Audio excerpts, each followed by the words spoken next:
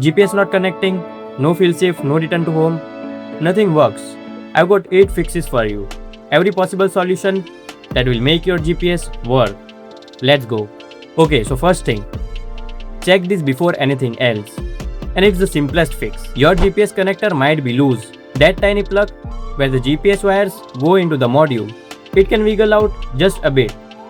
Not enough to see, but enough to break the connection. Just push it back in, that's it. If that didn't fix it, don't worry, next fix. Open Betaflight on your computer and go to the configuration tab. Look for the GPS toggle switch. It needs to be turned on. Many beginners skip this completely. They forget to enable GPS in the software. Click it on, save and reboot. Still not working? Let's check the ports tab. This is where you tell Betaflight which port your GPS is using. Find UART your GPS is soldered to. Enable GPS on that specific UART. Wrong UART means GPS never connects. Save and reboot. Next up, baud rate.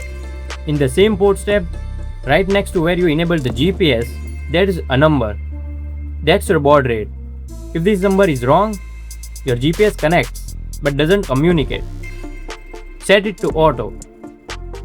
And if it still doesn't work, set one by one manually. Then save and reboot.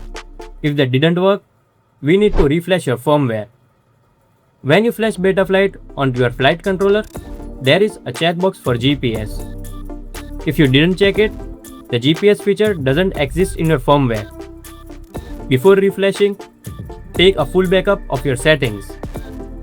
Then refresh with GPS enabled. Restore your backup after. Now, we are getting into the hardware. Check your soldering. Look at the GPS pads on your flight controller. A cold joint or lifted pad means no connection. Resolder those points carefully. Make sure RX and TX are clean and solid. Next thing to check, are your RX and TX wires touching each other? If those two wires short together, your GPS won't connect. Check your wiring, separate them properly. Last fix, and this is super common.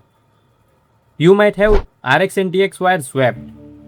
Desolder them and swap it. If you've done all 8 fixes and still nothing, your GPS itself might be dead. It's time for new one. So there you go, 8 fixes. From easiest to hardest. Start with the loose cables. Work your way through. One of those will definitely solve your problem. If nothing works, don't stress, DM me on Instagram. I will try my best to help you out. If this helped, drop a comment and let me know which fix worked for you. Subscribe for more. See you in the next one.